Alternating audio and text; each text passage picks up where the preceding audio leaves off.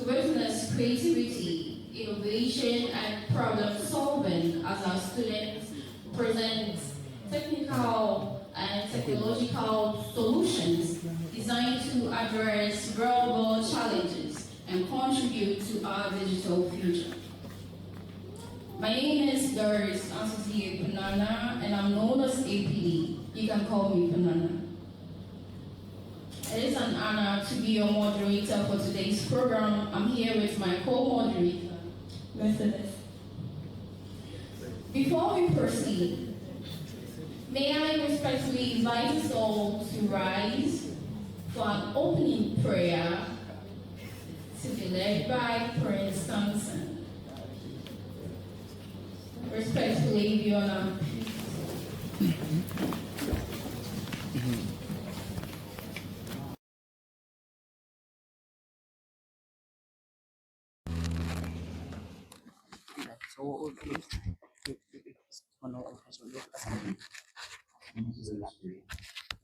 Heavenly Father, thank you for bringing us. We are grateful for the opportunity to share ideas and present our way. We ask for guidance, wisdom, and understanding as we begin.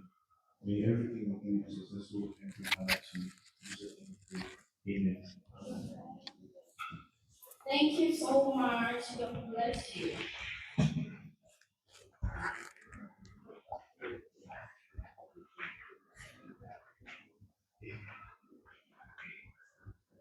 I would like to acknowledge our distinguished lecturers here, faculty members, students, leaders, participants, and everyone present for joining us this morning. Today's competition will feature 10 students who presented innovative projects. Presentation will take place in 2 sessions, followed by audience voting through Mentimeter, evaluating by our distinguished judges. That's our lectures here. We encourage everyone to actively participate, remain attentive, and support all presenters with professionalism, respect throughout the competition. Before we proceed, I would like to take the advantage to introduce our dignitaries here. Dr. Ashampon Anoche, you're welcome. Dr. Akwabena Edu, Mr. Adrian Aiti, Mr. Emmanuel Anko, Ms. Felicia Apotodanso, Mr. Jacob Mensah, the ITS Vice President Vincent Opoko, the President, and the Vice President Aida Asori. You're welcome to this morning's program.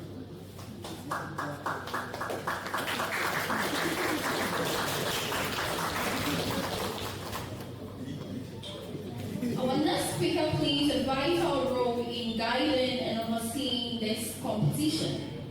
Ladies and gentlemen, please join me in welcoming the project coordinator to provide an overview of the competition, expectations for participating teams, and the standards for innovation and presentation. Dr. Edu, with a round of applause.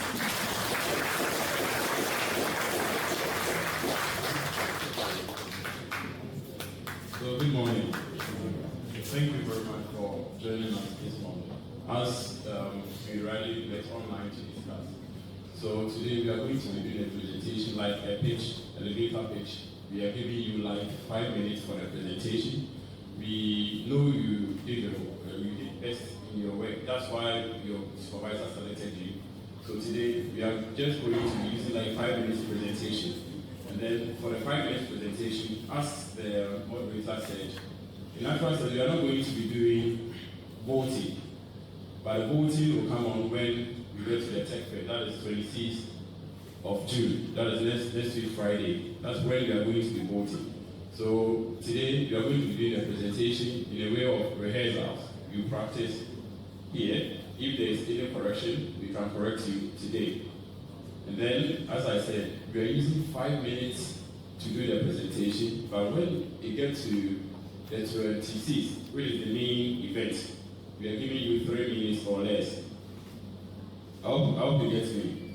So with the Tech Fair, as I said, 3 minutes. If you use more than 3 minutes, you've lost your vote as part of the competitors. Because we need those who can actually pitch their project within 2 to 3 minutes. So if you go more than the 3 minutes, you are off. And then that time too, you are going to be voting. That's where you are going to be voting for the best project. So today, we thank you all for representing, and then we hope. I've gone through all your work, and I know you guys are doing a marvelous job with the support of your supervisors, and I believe today you are going to excel. Thank you.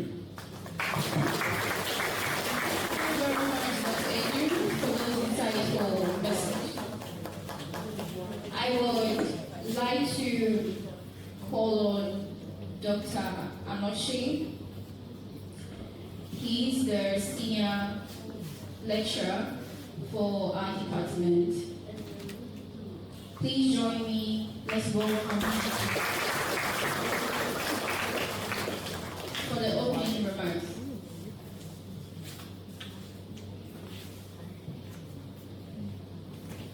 Good morning. Good morning. Are you hungry or you are hungry or both? You are both. Yes. All right. It's a great honor to be here on behalf of the head of department. So first of all, I'd like to appreciate the head of department for putting together resources so that the 2026 edition of Tech Fair will be successful. And to Dr. Du and the Tech Fair Organizing Committee, to the supervisors and yourselves, students who are also here.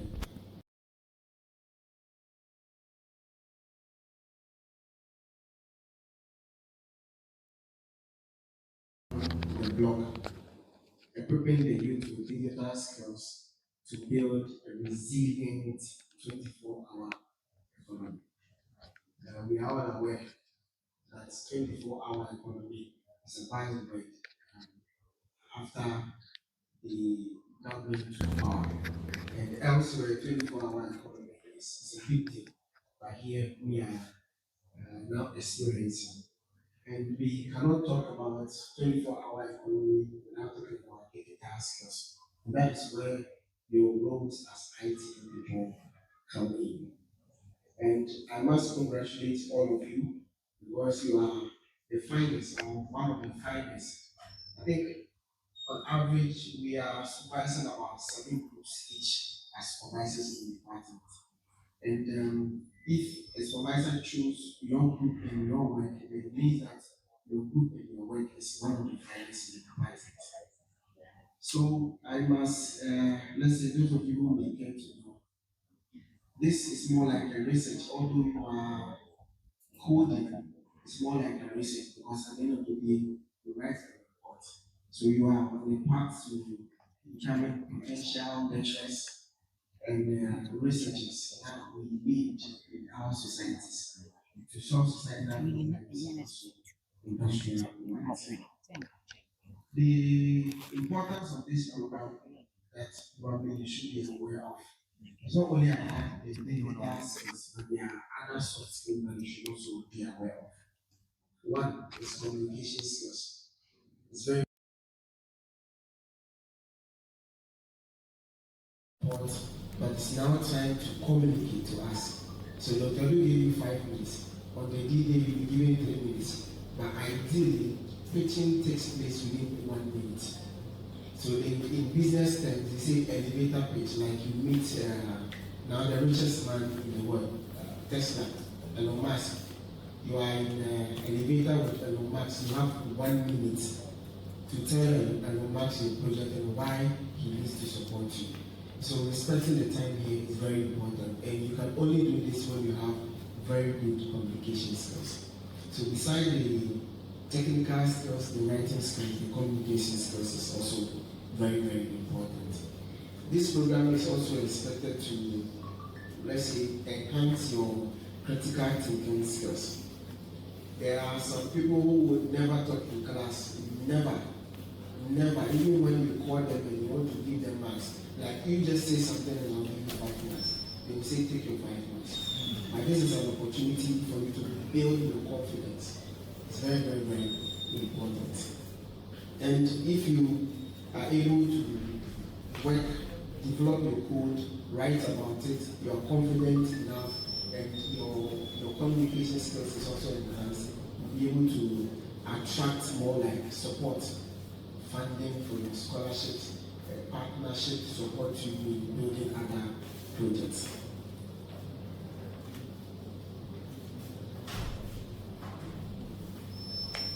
So I would expect you to be actively involved in today's work. Yes, we are all here to review what you guys are doing and give you constructive criticisms or critiques. Not only us, but colleagues as well. So at your own level, whatever you see, whatever you think you can add, you must suggest that to your colleagues. And the MC said, you should be professional and you should show respect. Yes, let's show respect to one another here. So on behalf of the HOD and the organizing committee, I wish all participants the best of luck in your presentations, and I hope that this program will inspire innovation, excellent and impactful research. On this note, I declare this program duly open. Thank you.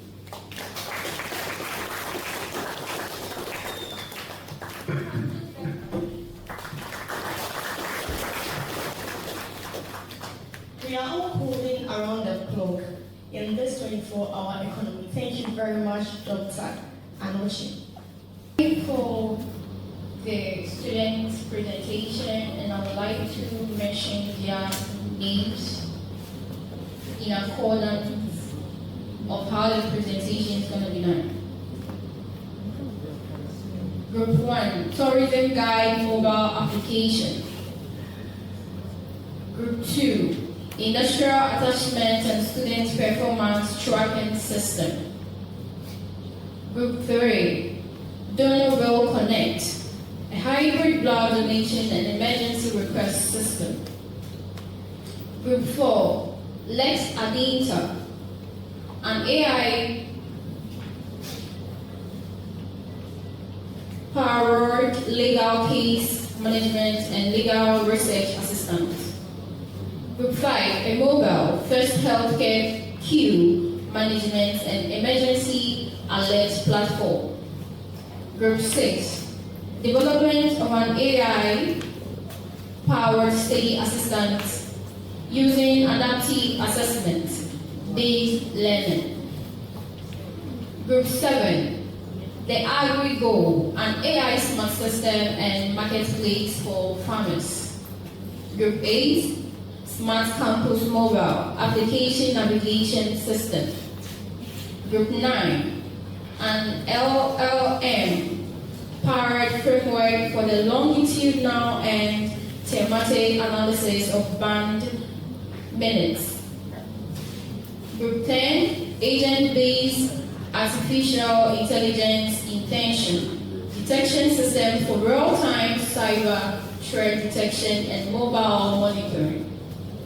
Group 11, water quality management with IoT. Thank you very much.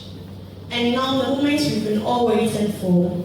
Let us begin the session 1 of our project pitch competition. We invite Group 1 to take place right now. Thank you very much. Group 1, followed by Group 2, in that order. Rounds of applause.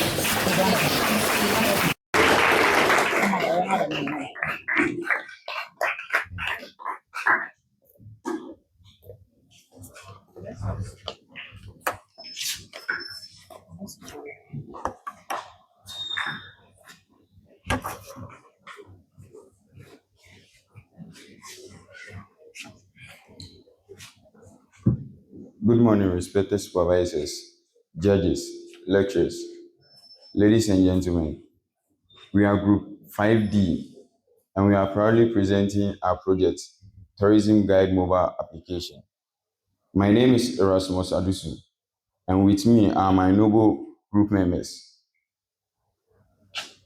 Let's start with the challenges we gathered. The first challenge we gathered was scattered information. In Ghana, informations about tourist sites, they are mostly scattered in websites.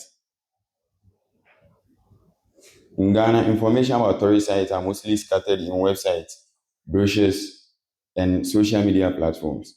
Because of this, tourists takes time, like they take time to search for places on about 5 different websites to outdated content. Most of the tourist sites that are on websites, social media, and brochures are out of content. That's, let me say, the entry fees, the incorrect opening and closing hours, and also old contact details, which tourists go to various tourist sites and later finds out that tourist places have increased prices of their payment, that's their fees. Hidden destination. Most lesser known places are hidden or they are not shown on many brochures, social media platforms, and websites because they are hidden. Visitors who come into the countries don't know about these places. Is the next one. The solution we brought about to this project is a user-friendly mobile application in the name of Ghana Tourism Guide. This mobile application was built using an agile methodology. Technically, the application is a 3-tier application. Last, it has 3 different layers. The first layer is the user interface. Then it comes to the application logic. Then the next one is database. The user interface, we use Flutter. That's for cross-platforms user interface. The application layer, that's the business logic, both authentication, search, and AI. And for the database, we use Firestore. That's for storing destinations, users, and reviews. Key technologies we use are Flutter, Google Gemini API, Google Map API, and Firebeams. We added an admin panel, which administrators can use to add places, delete, and edit places, which reflects straight in users' applications. Please move to the next slide. Okay, the figure 1. This is the home screen of our application. It welcomes users straight. It welcomes users to the application, and there are place cards which users can use to find their various destinations or their various sites that they want to go. The figure 2. These are chat assistant, Chat GTG, powered by Gemini API. That's Gemini AI. And the figure 3, the map, that's for navigation. Then the 4th image is our profile. This is the first profile that users see, that's guests, before they get to sign into the application. Because once you've not signed into the application, your details cannot be kept or your details cannot be saved. And the last figure over there, that's the admin portal. This is where managers add places, edit places, and also can delete places without coding. This is where the projects become interesting. Why does this project matter to Ghana? To tourists. Earlier, before this project is about to be featured or is about to come on, tourists go on about 5 tourist sites or different websites to search for details about place, which they get wrong or outdated content. So with this app, they are going to get everything featured in this app. That's entry fee, details, contact details, and etc. For business logic, we've integrated a direct booking link which turns interest into revenues for lesser known destinations. This app holds about over 40 tourist sites in Ghana. That's, to be specific, 41 places. And even later, managers or administrators can add more places to it. For administrators, we have a complete admin panel. We have a complete admin panel that they can add places to the application. And for government, support national tourism digitization agenda. Thank you. Thank you very much for obviously raising up the two segments.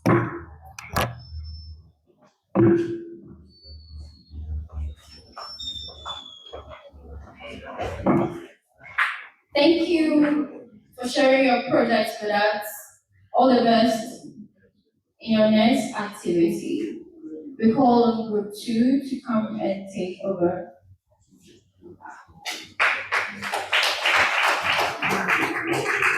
Please, you can do better. You can do better.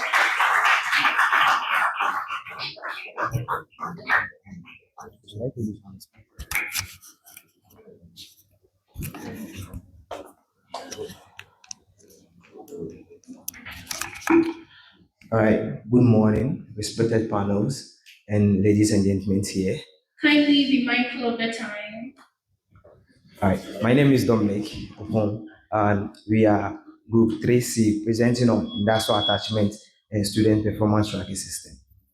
We all know that industrial attachment system is a very important in our educations, which gives students a workplace experience in a way that even after school they can, do better in their employed or their job that they are going to do.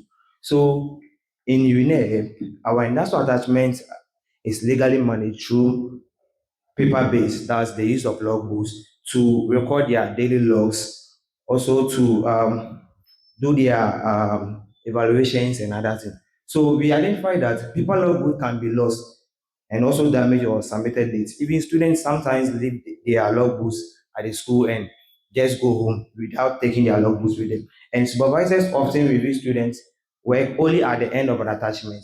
So students don't get feedback from their supervisors only if that they are done with attachment, that their logbooks are being reviewed at the school. And also, students may not receive timely feedback during the attachment phase. Even if students are making mistake in their attachment or they are doing things that they are not supposed to do, they don't get that feedback from their supervisors. And also, administrators have limited access to real-time student progress. So let's say if a student go to their industrial attachment for today and document their daily logs for that day, the industrial our supervisor don't see that daily log that they will be doing. They only see it when the student bring their logbook to the school. And also, manual signatures and records are difficult to verify. Let's say if I did a daily logs today, and now let's say after making the daily logs, what shows that Dominic really went to the attachment or didn't go? So it's very difficult for them to verify that. And also, evaluation and reporting becomes slow and less organized. So because of paper manual book, it makes very difficult for the supervisors to even organize.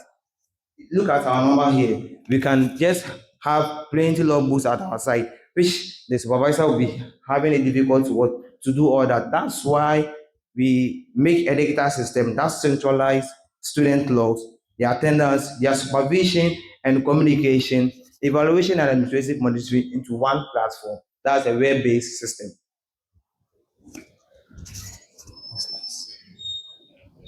So the methodology. So we apply development search approach to solve this weird institutional problem at UNER. So we didn't just study it. We just make it a practical way. How industrial attachment is being done. And we corrected the data through interview with the stakeholders. So stakeholders like we, the students, and the supervisors that come around to check, and even the internal supervisors at some institutions.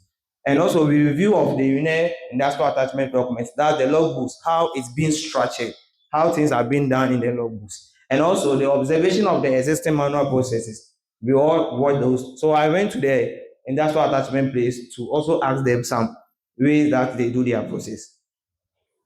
So with the system development model too, we use spiral model. So with the spiral model, before we move to the next stage, we just have to test each phase before moving to the next phase. So that's developed in stages, tested, reviewed, and also improved after each cycle.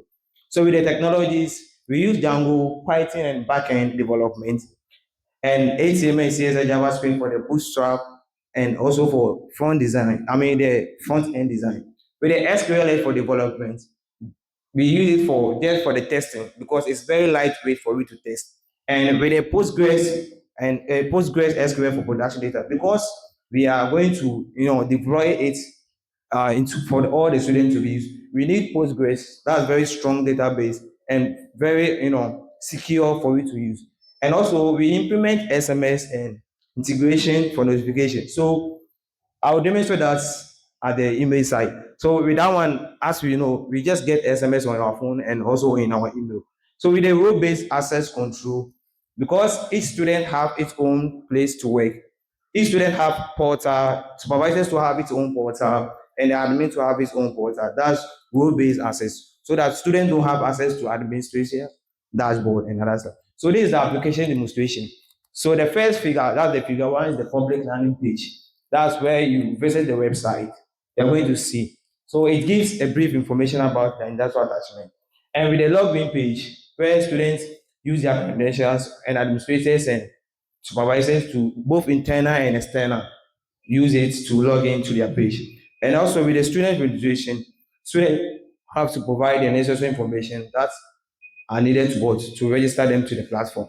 And also with the student dashboard, this is how it is. So students have the way to do their daily logs, weekly reports, organizational charts, their final reports, and also even have chats with their external supervisors. That's, the university supervisors here. Right. And with the figure 5, that's the daily log page. Students can make daily logs. That's, when you go to their job, the industrial place, they will just do their daily logs per day. The system doesn't give them give them access to 2 daily logs. It just give them 1. But in case a student make a mistake, the student can just edit it and update the log. And with the weekly report, so this is how it works. From the day, let's say Monday up to Friday, you did all your daily logs. Then before the next day, you just have to do a weekly report. That's from that date, that's Monday to the Friday, to submit that weekly report. And the external supervisor, the internal supervisor, the one inside the industry, will give a comment on that daily loss that week. That's what you did. You give a report, and the external supervisor, that's the university supervisor, will see that kind of feedback that's have been given by your supervisor. That's the internal one, and also your daily loss and everything too. The external supervisor will always see it in a real time way. Only if he or she is on the platform. And also administration dashboard. So the administration dashboard gives the overview of the people in the system. Okay, with the number of students, the number of supervisors, and also the number of regions that each student have. So the supervisors here, the administration here, create the account for the external supervisor. That's the university supervisor. All right. Okay, so let me wrap up. All right. So next slide. So with the impact society, it contributes to reduce the usage and support digital transformation. Also improve supervision, allowing supervisors to monitor students in real time. And with the use of this one gives models to other universities to also use that kind of manual web-based system, because other universities too are using that manual process. Thank you. Thank you so much for your presentation. We would like first to share any questions question, observation, or comment regarding this project so far? Comments, observation? Okay. This is a comment that goes to the example group 1, group 2, and group 3 up to. We are in 2026, the era of AI. So, what are you doing that is entirely new in answering these questions, right? Especially to the first group? I just checked, and from the explanation that the presenter gave, it looks like there was no platform that consolidates more like uh, tourism information or tourist attractive places in Ghana. But there are places like that. It says Akwaba Pass, tourist spot, Heritage 360, then Ghana Tourism Development Company, and so much more. So with this information that I have, what makes your work different from what we have, and what should be interesting to investors if they want to invest in it? Yeah, the first group. Yeah, first group. The first group. Would you like to answer the first? So with our app, it has an AI featured in that helps users to plan trip. Maybe you can ask your AI to plan a 2 days trip in Kumasi for you. The AI is going to look at the destination, that's tourist sites around Kumasi, which are in the app, and plan a 2 days trip for you. You see? Okay, just one comment. You see, you have all this in there, but you did not present it. You are pitching. Okay. The same thing. What makes your work so interesting, different from what already exists? So what makes our very very important is, see, I've run through other universities and see how the industrial process is, and it's always been managed manually. And we want to introduce this web-based system that's going to manage all this for better industrial attachment process.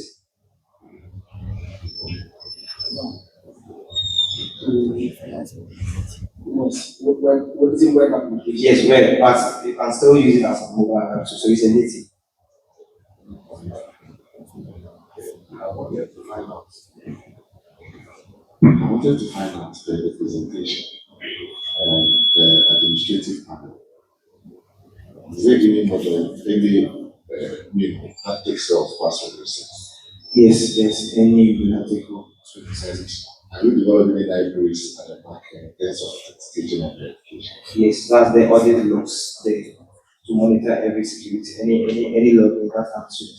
So is there any implementation of access control into that also? Yes. Thank you.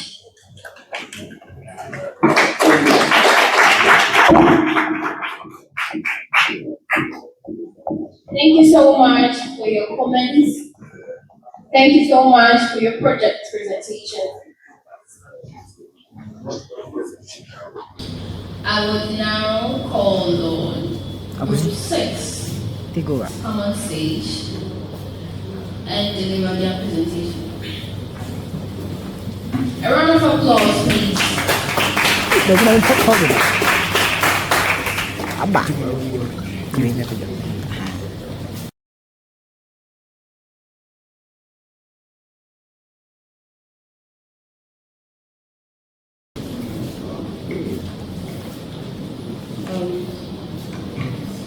Good morning, distinguished panel and ladies and gentlemen. We are Group 23D.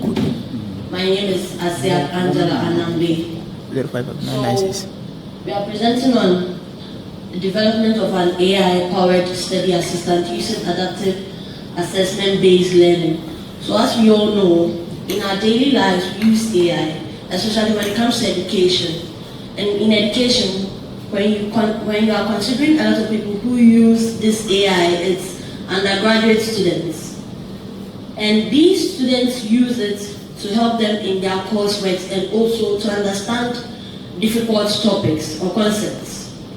And in as much as this AI has been of great help to students, it has also brought about challenges, some of which are these platforms are not integrated in the sense that if a student has to upload a file for assistance, they would have to go and download from their WhatsApp groups with their lecturers before they can actually upload it onto these platforms to get assistance.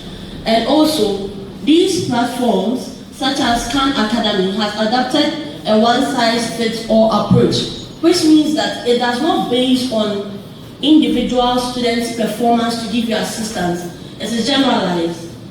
And the feedback from, actually these platforms do not give you feedback on your performance. If you ask for assistance, that's what it gives. It doesn't give you probably questions for you to answer and tell you your performance. This is why we are coming out with an AI-powered system which is integrated. It has a part where the lecturers can upload their slides and students get access to these slides and can use AI tools or the AI chatbot to get assistance without having to download these files onto their machines. And also, this platform gives you it gives you feedback on what you do. It gives you feedback on all the questions you have to answer and all of that. And also, it is based on individual students' understanding of performance. So with the methodology, we are using the Agile methodology, which we started with requirements analysis, where we gathered information from students, used through questionnaires and interviews and also observations.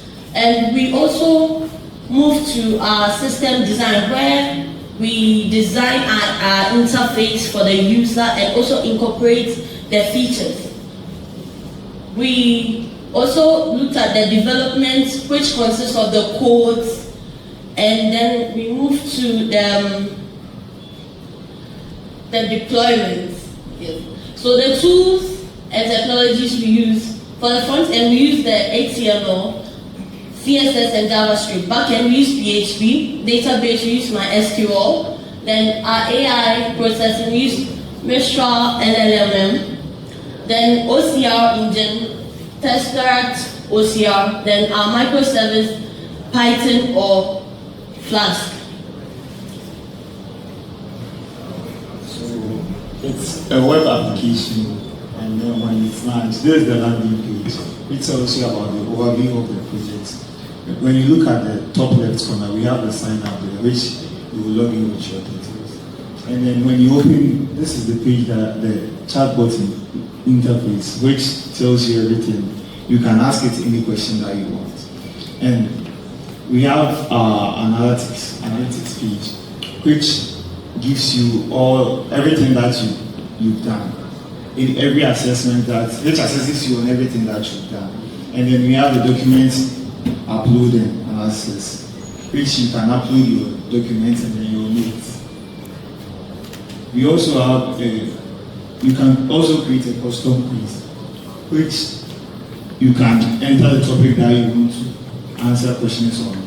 Choose the quiz type, whether it's an exam, a midterm, or a normal quiz. Choose the number of questions that you want, and then set a time limit for yourself, and also choose a difficulty level for it. We also have, you can also access slides from lectures, which you can access slides from lectures to perform the quiz. And then this is an example of a quiz that was performed, and then this is the score that the person got. And then we also have our flashcard system, which is in figure 6, which you can use to also study for quick exams. And the figure 8 is the lecture dashboard, which lecturers who log in onto our system can access. So with the significance for undergraduate students, they get the opportunity to have personalized adaptive learning experience. So instead of just getting answers, you get an understanding. And whatever the AI would be doing, or whatever next topic you have to, or questions you have to ask, would be based on your previous performance.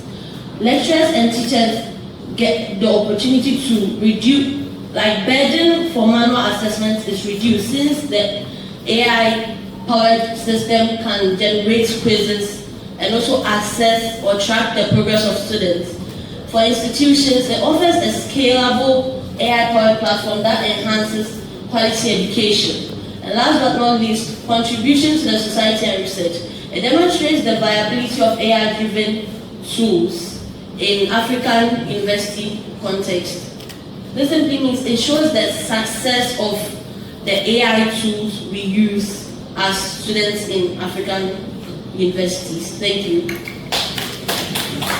you so much. We'd like to take comment, deliberation, and question from our lecturers.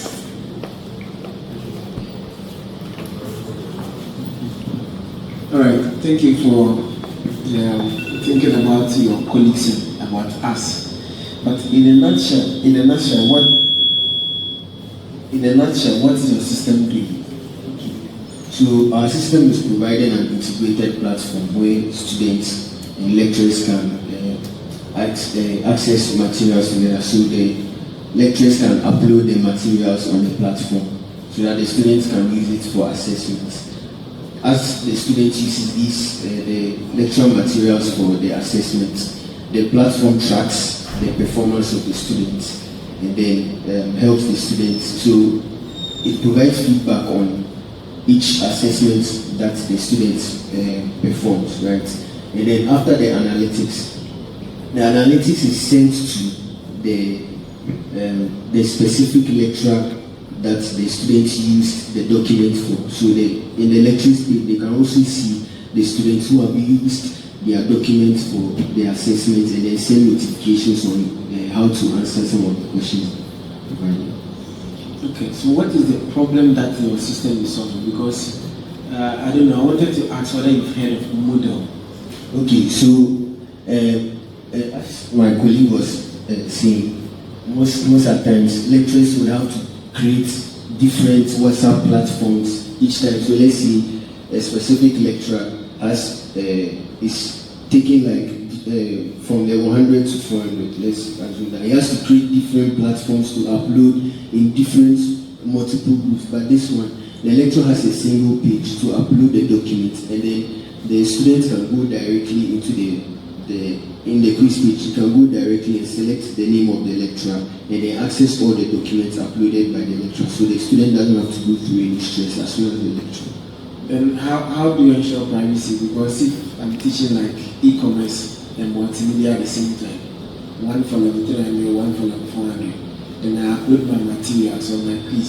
Then level 300 goes there and sees. Yes, so like in the lecturer's dashboard, yeah, the lecturer will enter the title, the document, the level. So let's say the lecturer is in the information technology department. The lecturer, during the sign-up page, the lecturer will enter the department he or she belongs to, the courses they provide. So the documents that they will upload is based on the level and then the course they are offering. Beautiful. So it's a very nice work. However, I want to appreciate how different it is from what you already know. Like this modular object-oriented dynamic learning environment, Moodle, and Google Classroom and all those platforms. Okay, so this one is mostly integrated with the AI. So when you go to the Google Classroom, most of the times they will upload the documents and all that, but on the Google Classroom, I don't think there's a part that you can use the documents for an assessment to access yourself, like how our platform is. So like you can use the lecturer's documents to access yourself. Okay. Thank you so much, Dr. Anoshe. Thank you for your presentation. A round of applause as you take their seats, please. Group 7, you are invited on stage.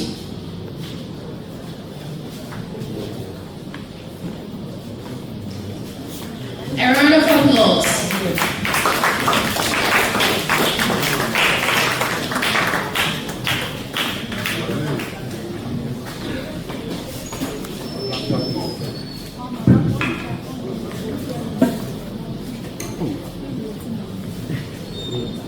Good morning, distinguished panel.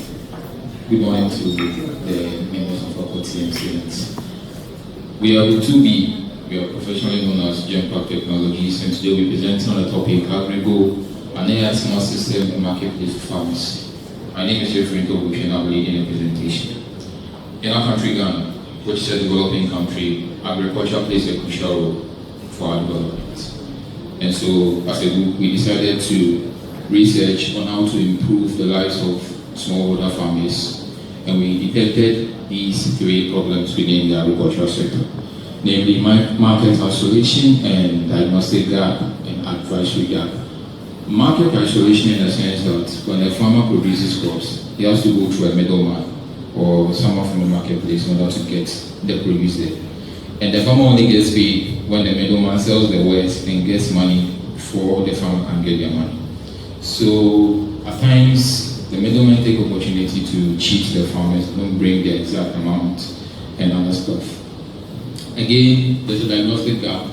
Farmers are unable to detect diseases with their crops and their poultry before it's too late. And by the time that happens, they have lost a lot of money and resources.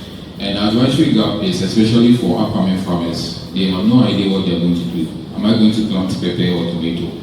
They have to go to consultancies in order to get the advice that they need, and they pay money, obviously, where they haven't even started planting yet. And so we came up with a web application we call Agrigo to solve all these 3 problems as a group. And the methodology that we use is the Agile software development methodology, where we broke down the system into sprints, we built them individually, and then we tested them, and once they were working, we moved on to the other ones. And once all the sections were complete, we put them together. And we needed data sets because we were building a machine learning model. So we downloaded data sets. At times we went to various farms to get pictures, and we also conducted interviews with farmers as well. The tools and technologies that we use for the front end is React to create a seamless, smooth movement for farmers or users. And the back end we use Node that handles the application logic, and Python for the AI model, and the chatbot application which uses natural language processing. And the database is for MySQL, which we are using locally for now, and when we go online we'll be using Postgre from either Neon or Supabase. At the core of our system is a convolutional neural network, which is a machine learning algorithm which we use to classify the diseases that we want to detect. So this is a small demonstration of how our application looks like. We talked about market isolation. This is the figure 1 shows the marketplace, where a farmer can create an account and upload anything that they want onto the site. Figure 2 shows how clients can get access to the produce. They don't need to even create an account, they just go online. The client just goes onto the site, clicks on the produce that they want, and the details of what the farmer, the phone number, and everything that they want, and they place an order which goes to the farmer, and it's going to be an interaction between the client and the farmer. And then this is the core aspect of our project, the disease detection. Currently, our model is detecting coccidiosis in poultry and maize blight, which is a fungal disease. And you can see here that we were able to get a correct coccidiosis prediction, and also provide the treatment. And for the maize blight, you can see the same thing there. Next slide.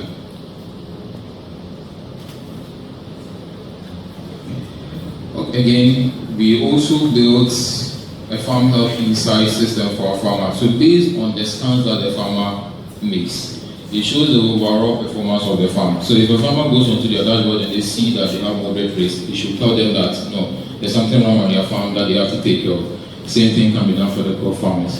And we have a chatbot which is shown in figure 6. Our chatbot is now currently able to answer at least 10,000 plus questions that farmers can ask. We didn't build it based on an API. We programmed everything so that we could actually get the farmers and everything that they wanted. So next slide. The significance of our project is that it can connect the farmers to the marketplace easily. They don't need to pay anything compared to other platforms. They just create an account, they list their produce.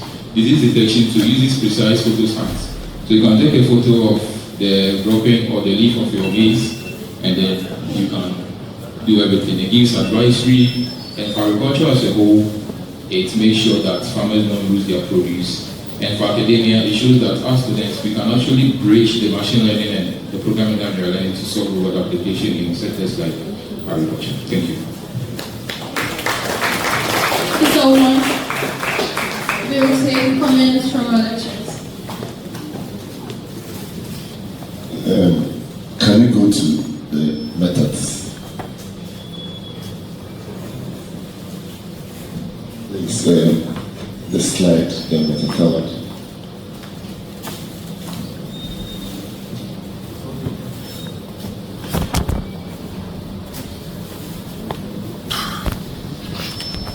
No. The methods. Method for slide 2. Yes. Data collection methods. You mentioned data sets. The source of the data sets. Yeah, so our data set came from Kaggle platform. So you need to provide it. It's very important. Now let's go to the next slide.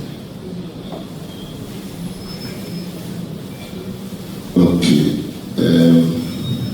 Let's assume this our farmers. I can say about 60% are peasant farmers. They are not IT inclined in terms of using a lot of their phones are young phones. So have you plan to implement something so that they can still use them? Yes, so the main thing we were planning on doing was that we are the creators of the system. We have ability to upload stuff for the farmers. So a farmer can just place a call that, okay, I have this produce here that I want to sell, this is the price, we just input it for the farmer. And we also integrated an offline SMS-based system. So even if the farmer doesn't have a smartphone and someone places an order, the farmer gets an SMS that, okay, Mr. Andrew placed an order for 5 bags of maize. And he's requesting that you deliver it to him in Kumasi. Then he sees it on his phone, then he's able to process the order. Okay. It seems when I look at the work, you do this for agriculture, is that not it? Yes, it's for agriculture. So you are looking about animal science and crop science? Yes. Is that not it? Yes. So for this way, you focus on the poultry side, or you were just what is it, or you try to use as a specimen for it? Because it seems to detect like the coccidiosis for the poultry. What about those diseases on the other animals? I don't know whether you can. All this is based on the time frame that we had for our project, because we didn't have enough time. Even with the poultry models, we had 3 different models that we had. We had the Corsi model, we had the Newcastle model, and we had the Camro model. Yes, but we weren't able to integrate them into the system due to project constraints and other. But as time goes on, when we go live, we'll be able to add other diseases. Other diseases pertaining to. Now I don't know, is he able to detect? After detecting the disease, go to give remedies. Yeah, the farmer, okay, if this is Newcastle, then you can use this vaccine. You can do that, or you need to even vaccinate before that disease occur. Any advisory model on it for the farmer also to guide the farmer, especially the poultry farmers, to avoid these diseases. I mean, you need to add those advice. It's either the, I don't know, it's because the pictures were very thin. So with a COSI like this, once it detects the COSI, it suggests the farmer gives amprolium doses to the birds. It suggests that? Yes, suggests that. And I didn't see it. Yeah, it's because of the screen was. Okay, alright, thank you. Thank you. Okay, this is a wonderful work, but I have one concern. which is more like a common problem that we face. At a particular point in time, we realize that all the farmers are planting tomatoes. So tomatoes will come in abundance. Then, onion and pepper will be scarce. Then, at some point, gardeners will come and tomato will go. How is your system preventing that? So, as you can see, that we have different categories. We have greens, we have tubers, we have other stuff. And since every farmer has a different account that they're creating an account, once a farmer creates an account, can upload multiple stuff. So, I'm going close to them. There's a button here. So once the farmer clicks, once the user clicks on the button, he says that person who uploaded that document.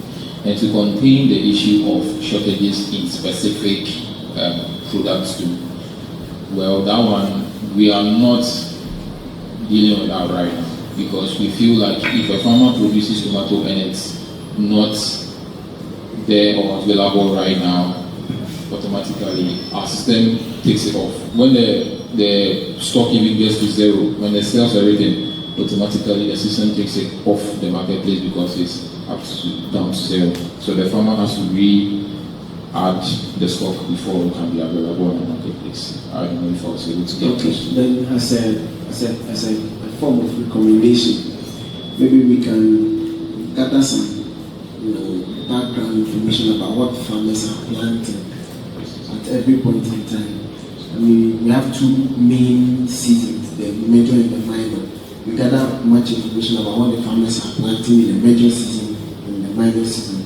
Then we'll be able to predict what is going to happen in the next few months. You get my point? Yes, right. Thank you.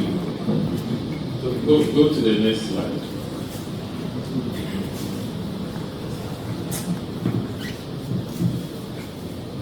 The next slide. So you see, you were kind of detecting two things. One is some procedures, and then also the fungal things. So what is the confidence in detection? What is the confidence for each of them? So when we trained the model, we had a 93% rate for the Kosi model, and we had a 94 for the maize plant. So 93, 94. Yes. So you see, we have like 6, 93, really 7 different error prediction. So what this is error? What are you dealing with? How are you going to deal with the error? Well, the error stems from the fact that we had a limited data set. Because the number of pictures that we used to train the Kosi model was around 8,000. So as time goes on, the system is designed in a way that when a farmer uploads a picture, it captures it to us. Then we add it back to the data set, retrain the model and upload it in order to cater for the error that we have. So in that sense, you see, in terms of the confidence level, we said that if there would be any AI thing to give an advice to the farmer, because normally we also deal with extension officers, because they are closer to the farmer. So if maybe there will be a WhatsApp thing attached to it, so that maybe a WhatsApp contact for any extension officer. So if you don't have any confidence in the detection, you can contact the extension officer. So I'm suggesting maybe you add that. Right. Thank you very much. But who told you that the increase in the data size will correct that error for you? So the reason I'm saying that is at a certain point during the testing phase, we asked, I forgot to add that we've already gotten the user. So we asked the user to take a picture of the droppings in the farm and mistakenly added the Wellington root to it. So when we added, we ran it through our system, the system was telling us that it's not a correct image, it's a problem. So we feel like since this is like us mimicking how the human brain works best when it has gone through more experience. So we feel like with our CNN, if we're able to give it more data sets, more different data sets, we'll be able to eliminate the error a little bit. That is your feeling. That is our understanding, sorry. If you're looking at the first image, the background also counts, because in the model also do a calculation of the background to capture. So every information in the background too is also it's also taken care of. So maybe if there will be any way to block out the background, because that's also noise to the detection. So maybe going forward we can work around that. So what we did was, I'm sorry, we have a solution to that. What we did was we programmed the model. So once you upload, this is a full image. On the dashboard, it's a full image, but the model processes it by, thank you. We've programmed our model to isolate this image, then provides the diagnosis for it. You added segmentation. Yes, so it captures it. This one was a 1080 by something pixel image and was able to pick it up. Thank you to our honorable panels for the observation. Thank you. That was to take the stage for your presentation. A round of applause. A round of applause. Let's encourage them so that they can give us the aura and the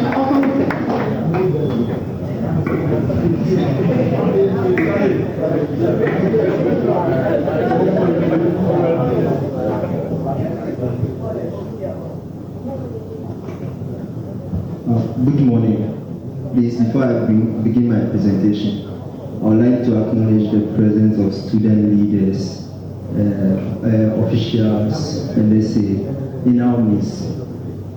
Imagine attending a long meeting, and within seconds, your secretary doesn't only bring you summaries, but also brings you structured insights showing key decisions, action points, and how these decisions evolve across multiple meetings, even over time.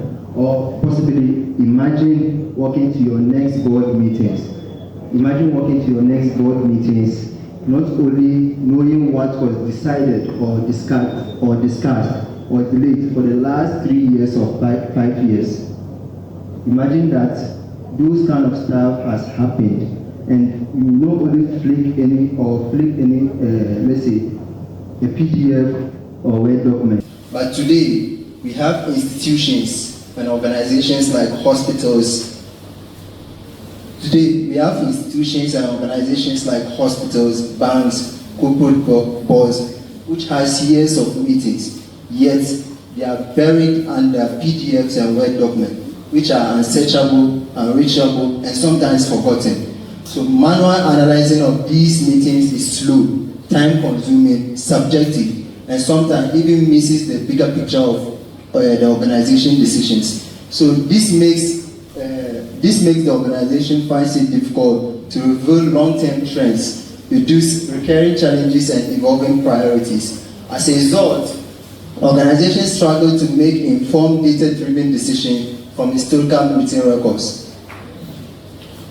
So our system, we basically develop a web application that automatically reads boards meetings, track monthly trends, long-term trends, identify tone of discussions, and also recurring challenges in the organization. So first of all, we collected the board minutes from our noble department, which from 2023 to 2025 to test the application.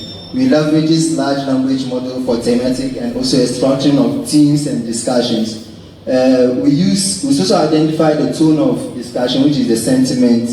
We also utilize the semantic clustering for grouping related topics, agenda items, and also discussions. We also use the retrieval augmented generation for natural language query, where we utilize it in our chat box and also our search interface. With the visualization, it displays you. So instead of reading thousands of PDF files and Word documents just to find an important information, it gives you the visual aspect of what you are doing. So when you open our application, we have the login phase, and it is a rule-based application. So dashboard displays the total number of meetings you've done, the topics. So here we have, so the system, instead of you only uploading any of your meetings to turn this your years of meeting into an actionable insight, It also gives you the opportunity whilst the meeting is going on. You can just click a button there to record this and transcribe whatever you are discussing. Then it generates the summaries, action points, key points, and also sentiment analysis for you. And also this is the upload interface where you upload PDF, images, and it extracts the text, and also Word documents. And we also have the voice control interface where you can not only record but also in the case where the application is not available at the moment, you can just record it on your phone, later on then you upload it, then it generates the analysis for you, tells you whatever you have done. And with the data set, the board minutes you took from the department, this is where the analytics and it gives you the themes, it extracts the themes in the discussions over the years, then it tells you the trend of meetings. So this is the report and analysis. Here, after running the analysis, it will now tell you the sentiment, the action items. The action items here tells you that the things you've completed, yet to complete and about to do. And it allows you to export these reports and also through emails and also schedule report. Maybe based on the system, you can just decide to filter some section of it, then ask you to give you daily reports, either monthly or yearly. This is the longitudinal trend. It compares years of meetings you've done. Then it also generates you the themes and also the sentiments you have done in that meetings. Then you now compare maybe 2024, 2025, what has happened. The monthly trend gives you the trends of meeting you have done. So here we uploaded this in last month. So we did the testing that was the day before yesterday, before we submitted the listing. This is how the trend goes. The recurring issues in the discussion or in the organization, it will tell you what is happening yearly or every time. And also the chat box here will tell you, maybe in case a decision maker wants to ask a question, you just ask what are the challenges in 2024, then to give you the information. So the impact of this system, it enhances transparency and evidence decision making. It helps decision makers track teams and also long-term analysis, long-term listening. Preserve institutional knowledge and governance. In case of there is a staff changes or leadership, these PDFs will not just be seated on their PCs or this thing. It will give you a visual listing of the organization. It reduces administrative work. We said earlier on that manual analysis is slow, time consuming. So with this one, as it gives you the yearly based visual trends, there is need for reducing the workload of administrators and also decision makers. Policy monitoring, monitor the policy implemented in the organization and also help you in making strategic planning. And also provides an affordable open source suitable for universities, banks, and also NGOs and across Ghana and West Africa. So what I want you guys to know that this isn't just about better meetings. It's just about developing an institution that never forgets where their decisions are informed not by history, where their decisions are informed by history, not hidden by it. So transforming years of meetings into an actionable insight for smarter government and decision making. Thank you. Thank you so much. That was an interesting overview. Let's hear from our lecturers.